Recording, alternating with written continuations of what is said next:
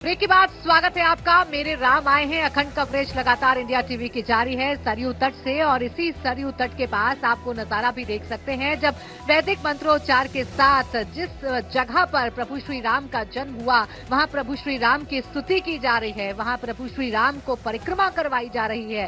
परिक्रमा करने के साथ ही प्रभु श्री राम अब एक बार फिर से मंडप में वापस लौट चुके हैं और जो भी अधिवासन है उस अधिवासन को पूरा करना है।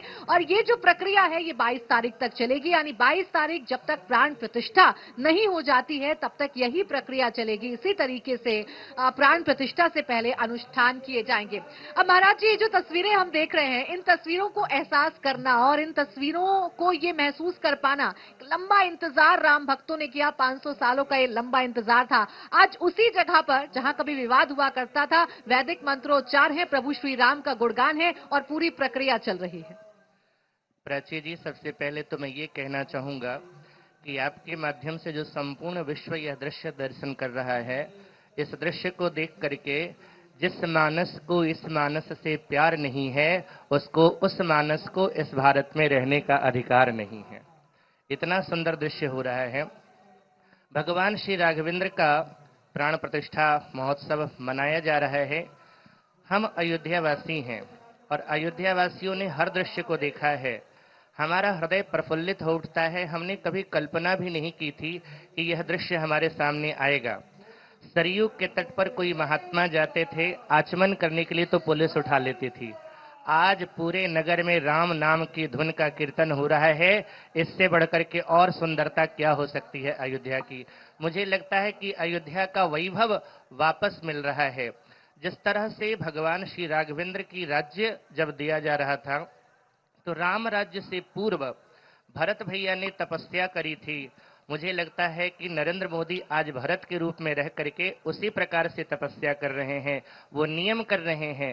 राम को राजा बनाने में जिस प्रकार से भरत ने अपना सर्वस्व बलिदान दिया था, समर्पण किया था, आज नरेंद्र मोदी भी वही कार्य कर रहे हैं। जिस प्रकार से भगवान श्री राघवेंद्र के भक्त होने का प्रमाण क्या है, श्रीमद गोस्वामी तुलसीदास जी महाराज श्री रामचरितमानस में कहते हैं कि बिनु छल विश्वनाथ पद नेहु, राम भगत कर लक्षण एहु। राम भक्त का लक्षण ही है कि विश्वनाथ के चरणों से वो प्रेम करे। तो मोदी जी विश्वनाथ के चरणों की पूजा कर रहे हैं, इसके साथ साथ भरत के जैसी तपस्या कर रहे हैं। और जिस दृश्य का दर्शन करने के लिए पीढ़ियां गुजर गई, हम तो सौभाग्यशाली हैं प्राची जी। कई लोगों ने अपने जीवन का बलिदान दे दिया, कई लोगों ने लाठी डंडे खाए। अशोक सिंघल जी की वो बात मुझे स्मरण हो रही है, जब सरयू के तट पर आश्रम में सियाराम किला में बैठ करके उन्होंने मुझसे कहा था, महाराज जी क्या वो दिन आएगा जब राम जी अपने भवन में विराजेंगे, और आज वो जहां भी होंगे उनकी आत्मा देख करके इतनी प्रसन्न हो रही होगी जिसका वर्णन नहीं किया जा सकता। आज हम सब अयोध्यावासी, इसी अयोध्यावासियों ने, इसी सरयू के जल ने यह भी देखा था कि कारसेवकों के की खून से गलियां लाल हो रही थी। और यही सरयू, यही अयोध्यावासी आज देख रहे हैं कि जिस रोड पर, जिस सड़क पर खून के छींटे बिखरे रहते थे, आज वहां पर फूलों की रंगोलियां बनाई जा रही है, दीपमालाएं सजाई जा रही है। मुझे लगता है कि इस उत्सव से बढ़कर के हमारे सनातन में कोई उत्सव नहीं होगा। मुझे लगता है सनातन धर्म की स्थापना हो रही है। 22 जनवरी को सनातन का एक अभ्युदय होगा, और मैं तो यही कहूंगा कि ये अयोध्या राम की राजधानी बन रही है। और ऐसी राजधानी कि सीताराम जी की प्यारी राजधानी लागे, राजधानी लागे, मोहे मीठो मीठो सरयू जी को पानी लागे। धन्य कौशल्या धन्य कैकेयी, धन्य सुमित्रा मैया, धन्य भूप दशरथ जुके आंगन खेले चारों भैया। इनकी तोतली रसीली मीठी बानी लागे, मीठी बानी लागे, मोहे मीठो मीठो सरयू जी को पानी लागे। और आपके चैनल के माध्यम से सभी दर्शकों से यही कहूंगा कि 22 जनवरी तक तो आप अपने घरों में बैठ करके इस भगवान श्री राघवेंद्र का दर्शन करें, और 22 जनवरी के बाद ये प्रार्थना जरूर करना भगवान से कि सरयू के तीरे अयोध्या नगरी, संत भरे जहाँ गागरिया, अवध बिहारी सांवरिया, ले चल अपनी नागरिया, ले चल अपनी नागरिया, अवध बिहारी सांवरिया। आप आएं और हम सब अयोध्यावासी आपका बहुत स्वागत करेंगे। राम राज्य की स्थापना उसी दिन हो जाएगी जिस दिन भगवान अपने दिव्य नव्य भवन में विराजित होंगे। जगत गुरु जी, राम राज्य की स्थापना तो हो ही रही है। जिस अयोध्या नगरी में राम भक्त आने से कभी डरा करते थे, जिसे विवाद का विषय माना जाता था, वही अयोध्या नगरी आज पूरी दुनिया भर में छाई हुई है। वहीं कमल पुष्प वर्षा प्रभु श्री राम पर की जा रही है और प्रभु श्री राम भी राजा राम के तौर पर परिक्रमा लगा रहे हैं, पालकी पर बैठे हुए हैं। आनंदमय माहौल इस वक्त नजर आ रहा है।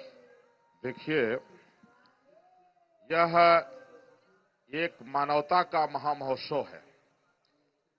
लोगों को यह समझना होगा कि जब मानवीय सृष्टि हुई तो आदि मानव मनु ने सोचा कि भगवान का आदेश तो हुआ सृष्टि के लिए, लेकिन यह सृष्टि का संविधान क्या होगा?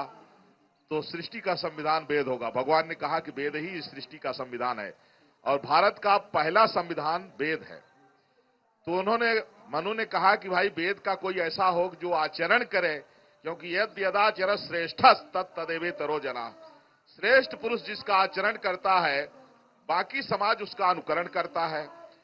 तो उसके लिए मनु ने भगवान की आराधना उपासना शुरू किया, जैसे आज माननीय प्रधानमंत्री नरेंद्र मोदी जी कर रहे हैं। बाद में भगवान ने कहा क्या चाहते हैं? तो बोले हम आपको पुत्र रूप में चाहते हैं। बोले हमें, मैं परमात्मा जगत का, मैं सबका बाप हूं, हमें बेटा क्यों बनाना चाहते हो? बोले प्रभु आप तो सब, आप पिता ही नहीं हैं, सारे संबंध आप में हैं। आप माता पिता भी हैं, भाई भी हैं, भगवान भी हैं, सब कुछ आप हैं। तो मनु ने कहा कि जब आप पुत्र बनेंगे और आपका जो आचरण होगा, तब ये सारे मानव समाज के लिए एक प्रेरणा मिलेगी कि ये मानवीय जीवन होना चाहिए, ऐसा मनुष्य का आचरण होना चाहिए, ये व्यवहार होना चाहिए। भगवान ने स्वीकार कर लिया। और इसके बाद महर्षि वाल्मीकि जी इसी बात को लिखते हैं कि मृत्यावतारस्तु मृत्य शिक्षणम रक्षो बधाई न तो केवलम विभो। कहे वो परात्पर परमात्मा राक्षसों को मारने के लिए केवल थोड़ी आते हैं। भगवान के अवतार का एक ही प्रयोजन है कि संबंधों की मर्यादा कैसी होनी चाहिए, मनुष्य का जीवन कैसे होना चाहिए, और भगवान ने वो करके आचरण में दिखाया। जैसे प्रातः काल उठ के रघुनाथा और माता पिता गुरु ना वही माथा। जब भगवान सुबह सुबह उठते हैं तो माता पिता और गुरुजनों को, अपने बड़ों को सिर धर के प्रणाम करते हैं। तब सृष्टि को मालूम हुआ कि श्रेष्ठ पुत्र का ये लक्षण होना चाहिए। अपने से बड़ों का अभिवादन, अपने से बड़ों का सम्मान इस तरह से होना चाहिए। और भाई भाई के प्रति प्रेम क्या होना चाहिए? राम जी ने कहा कि देखिए, अगर हमारा छोटा भाई अगर राजा बनता है तो कानन करो जन्म भर बासु, यही अधिक न मोर सुपासु।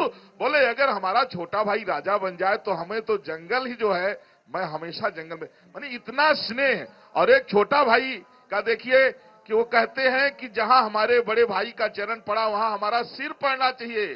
बोले सिर बल जाऊं उचित मोरा। माने क्या संबंधों की मर्यादा।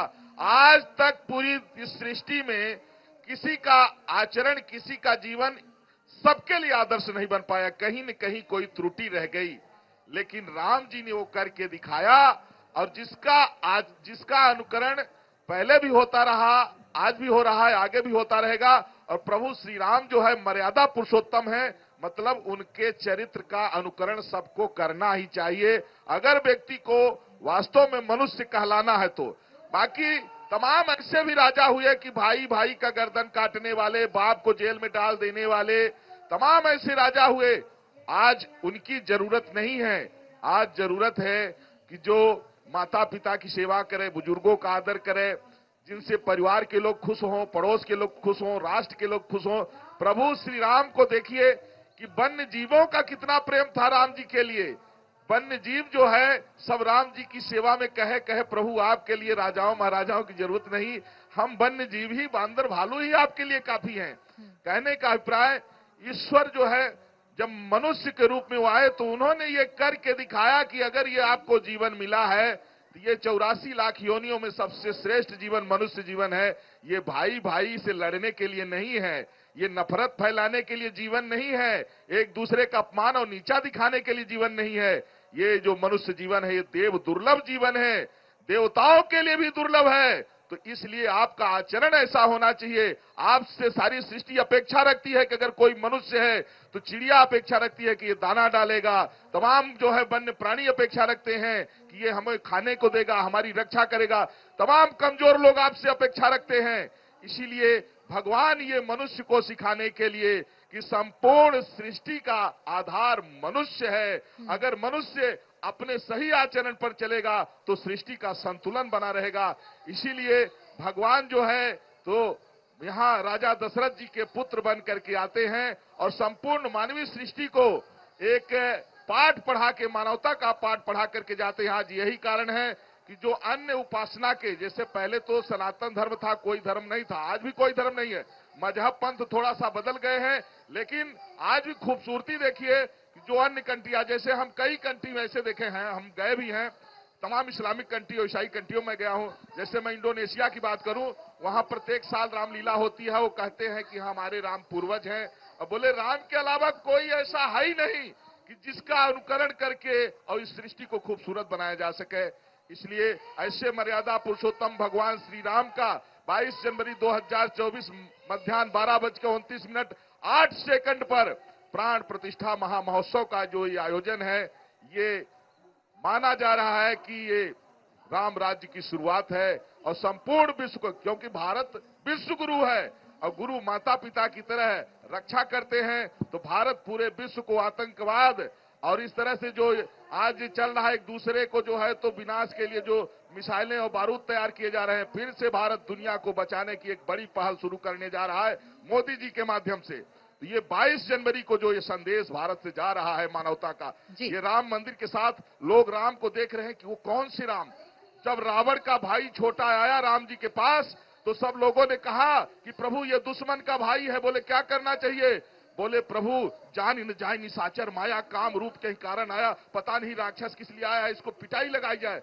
बोले नहीं नहीं, अगर कोई शरण में आ गया है पिटाई मत लगाइए उससे। तुरंत राम जी ने कहा अब तुम लंका के राजा बनोगे। लोगों ने कहा अगर रावण शरण में आ गया तो, बोले अगर रावण शरण में आ जाएगा मैं अयोध्या का राजा बना दूंगा। ये राम जी का जो है व्यक्तित्व है जो आज भारत नहीं पूरे विश्व के लिए अनुकरणीय है। और आज भी पूरे दुनिया में जितनी चर्चा राम जी की होती है उतनी और किसी की नहीं होती। जगत गुरु